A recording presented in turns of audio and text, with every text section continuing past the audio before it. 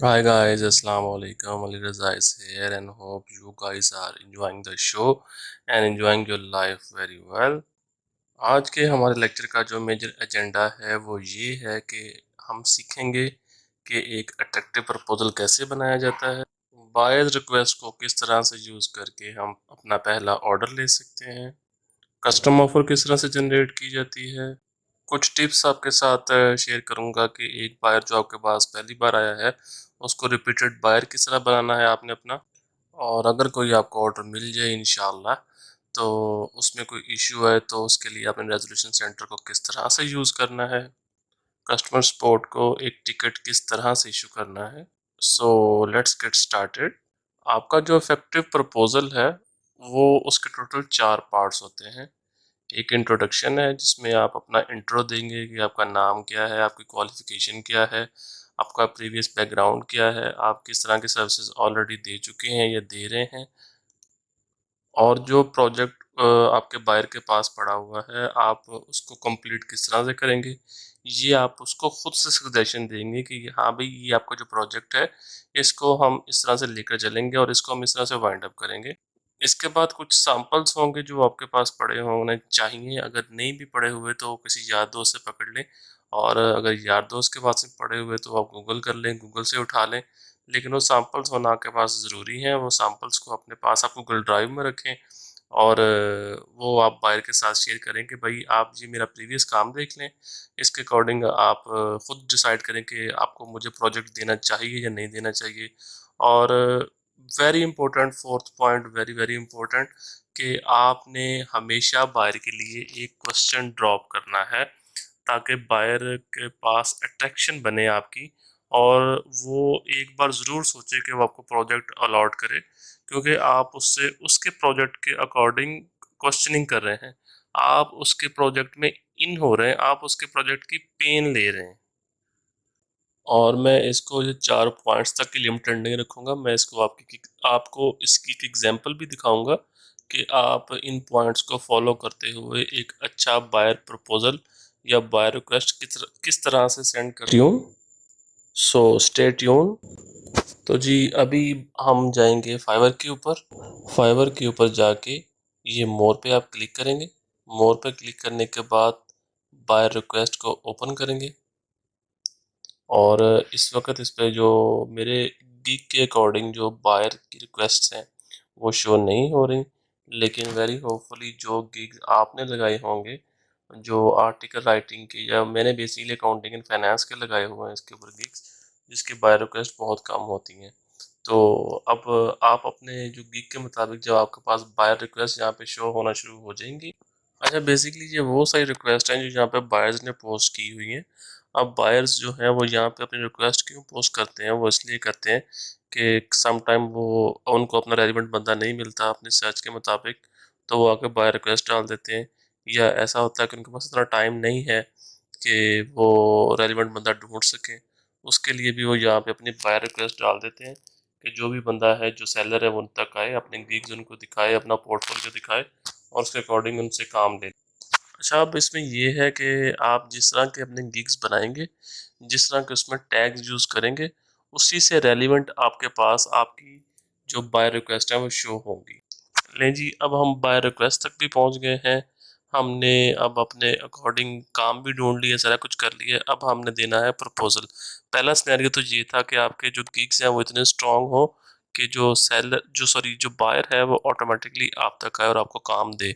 अब second option इसमें ये है कि आपने अपना काम लेना है, तो आप उसमें बायर को ढूंढेंगे। अब बायर को ढूंढेंगे तो आपको बायर रिक्वेस्ट जो आई होंगी उसके ऊपर आपको प्रपोजल देना पड़ेगा। ये प्रपोजल का एग्जांपल आपको दिखा रहा हूँ, जिसमें आप सबसे पहले, ऑब्वियस सी बात है, मैं अपने हिसाब से अपनी लैंग्वेज यूज़ कर रहा हूँ, आप अपने हिसाब से अपनी क्रिएटिविटी दिखाइएगा। मैंने इसमें जैसे दिखा है ग्रीटिंग मिस्टर, आगे उसका नाम आ जाएगा XYZ की जगह पे, मैं इसमें लिखूंगा कि मैं 3 साल से एक एक्टिव फाइवर मतलब एक्सपीरियंस आर्टिकल राइटिंग पर्सन हूँ।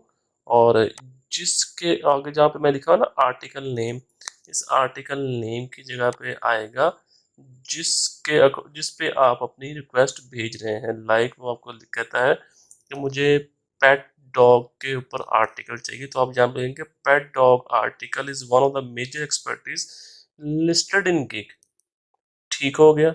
अगर वो आपको कहता है कि, या अगर आप मतलब ग्राफिक डिजाइनर हैं और आप एक लोगो डिजाइन करना चाहते हैं, तो या लोगो डिजाइन करने जा रहे हैं, तो आप यहाँ पे मेंशन करेंगे logo designing is one of the major expertise listed in gig.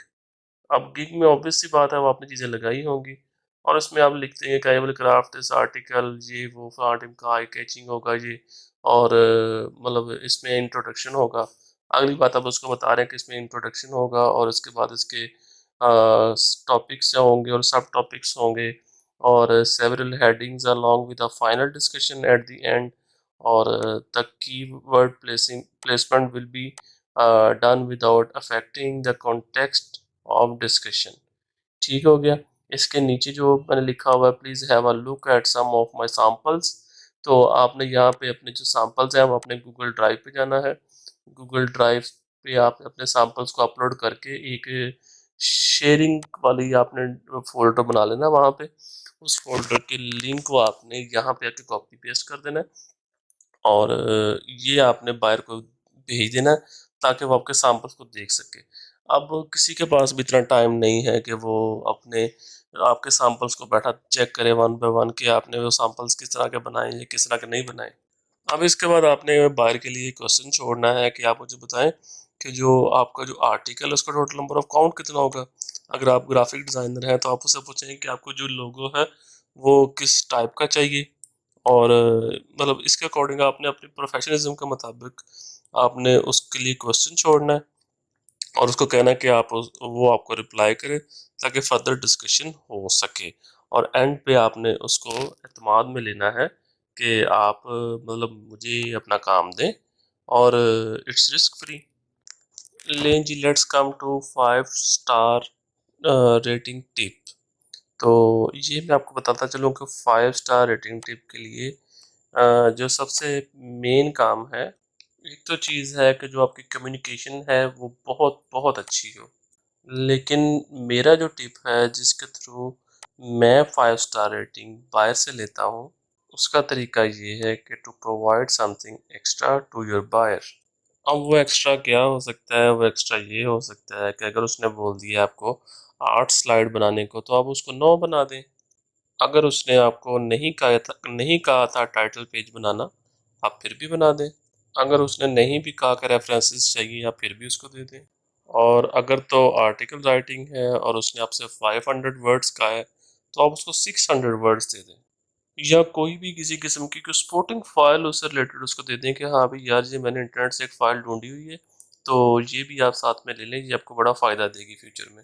अगर कोई बंदा आपसे वीडियो एडिटिंग करवा लेता है, तो आप उसको कह दो यार ये है सॉफ्टवेयर का लिंक, फ्यूचर में आपने करना हो तो आप इससे कर लो। और ऐसा इतना उनके पास टाइम नहीं होता कि वो सॉफ्टवेयर को लेके बैठ जाए, उसको सीखें कि इसको कैसे करना है या कैसे नहीं करना। लेकिन ये कि वो बड़ा एक आपका पॉजिटिव इम्पैक्ट देगा उस बंदे को। बहरहाल इस तरह के बहुत से हिडन गिफ्ट्स हो सकते हैं जो आप अपने अगर बायर को देंगे, तो वो उससे मोटिवेट भी होगा और उससे खुश भी होगा। पंजाबी में उसे कहते हैं चुंगा देना। आप अगले बंदे को कुछ भी एक्स्ट्रा देंगे, और एक्स्ट्रा हर इंसान पसंद करता है, जैसे बड़े के साथ छोटा फ्री। अच्छा जी, let's come to seller review. अब जो सेलर रिव्यू क्या है, अब जब भी कोई बायर आपके प्रोजेक्ट डिलीवर करने के बाद आपको वो रिव्यू करता है कि गुड जॉब या ये या वो, जो भी वो उसके ऊपर रिव्यू करे, तो जो सेलर होता है बेसिकली उसने भी उसको फीडबैक देना होता है। तो सेलर अपने फीडबैक में ये भी लिख सकता है, एक डंडी मारने के लिए कि लाइक आपने उसके साथ फर्स्ट काम किया है, लेकिन आप लिखते हैं good experience 8th project with you, इस तरह करके लिखते हैं। या ये भी लिख सकते हैं कि गुड एक्सपीरियंस आपके साथ मैंने तीसरा प्रोजेक्ट कर लिया। अब इसका फ़ायदा क्या होता है? अब इसका फ़ायदा बायर को तो हो ना हो, लेकिन जो सेलर है यानी कि जो आप हैं, आपको इसका फ़ायदा ज़रूर होगा। वो ये होगा कि जैसे कि न्यू बायर आएगा ना आपकी प्रोफाइल के ऊपर, वो देखेगा यार ये बंदे ने बड़े लॉन्ग टर्म रिलेशंस बनाए हुए हैं कस्टमर्स के साथ, ये तो एक एक कस्टमर के 8-8 10 प्रोजेक्ट्स कर रहा है। तो वो ऑब्वियस सी बात है, वो ऑटोमेटिकली आपके साथ इंगेज हो जाएगा कि यार ये बंदा एक लॉन्ग लास्टिंग है, ये बंदा सारे बंदों के साथ चल रहा है, तो क्यों ना इसी बंदे को ट्राई किया जाए, बजाय इसके कोई नया बंदा उठा के तो उसके रिव्यूज देखे जाएं या उससे मतलब बातचीत की जाए।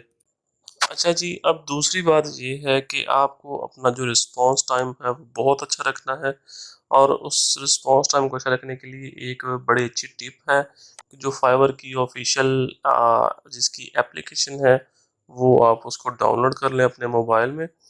अपने ईमेल आईडी जो आपने जिससे अपनी प्रोफाइल बनाई है उसके साथ उसको यहाँ पे लिंक कर लें और उसको मतलब एक्टिव कर लें अपने मोबाइल के अंदर। मगर प्लीज़ आप कभी भी इसको अपनी प्रोफाइल की क्रिएशन और एडिटिंग के लिए कभी भी यूज़ ना करें। मैंने आपको डे वन से इसके ऊपर मना किया है कि आपने मोबाइल फ़ोन इसमें यूज़ नहीं करना। वो क्यों नहीं यूज़ करना, हर एक सिस्टम की एक लिमिटेशन होती है। आपको अपनी प्रोफाइल जिस तरह मोबाइल पे नज़र आ रही है उसमें वो उस तरह वो लैपटॉप में बिल्कुल भी नज़र नहीं आ रही, वो बिल्कुल उसके अपोजिट नज़र आएगी।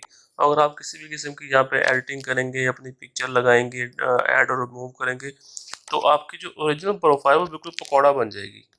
70 to 80% लोग जो आपसे परचेजिंग कर रहे हैं वो कंप्यूटर पे बैठ के सुकून से कर रहे हैं। अब इसमें जो मोस्ट इम्पोर्टेंट चीज़ है वो ये है कि आपका जो रिस्पॉन्स टाइम है वो बड़ा स्ट्रॉन्ग हो, और दूसरा जो आपकी कम्युनिकेशन की स्किल्स हैं वो बहुत अच्छी हो। अब आप किसी के लिए मोबाइल रिव्यू के लिए आर्टिकल्स लिख रहे हैं या किसी और चीज़ के आर्टिकल्स के लिए आप उसको कोऑर्डिनेट कर रहे हैं, लेकिन आप वो बड़ी टूटी फूटी से उसके साथ इंग्लिश में बोल रहे हैं, तो क्या आपको लगता है कि वो आपको कभी ऑर्डर देगा? कभी भी नहीं देगा ऑर्डर वो आपको इस तरह। So you have to impress him अपनी कम्युनिकेशन से, अपनी इंग्लिश से। अगर आप कॉम्प्रोमाइज़ किस्म की कम्युनिकेशन उसके साथ करेंगे तो वो आपको कभी भी ऑर्डर नहीं देगा। Well now let's come to resolution center. Resolution center इसलिए होता है कि अगर आपने कोई भी किसी किस्म का ऑर्डर उठा लिया और आपको उस ऑर्डर को कंप्लीट करने में दिक्कत महसूस हो रही है, तो आप रेजोल्यूशन सेंटर में जाते हैं। तो इसके लिए फाइवर आपको इजाज़त देता है कि आप रेजोल्यूशन सेंटर जाएं, अपना मसला बताएं और अपने इशू को रिजॉल्व करवाएं। किसी भी ऑर्डर पेज के ऊपर आप जब जाएंगे, इंशाल्लाह अज़ीज़ जब आपको ऑर्डर मिलेगा तो वहाँ पर विजिट रेजोल्यूशन सेंटर का बटन होगा। उसके ऊपर जब आप क्लिक करेंगे तो उसके बाद आपके पास ये वाली विंडो खुल जाएगी।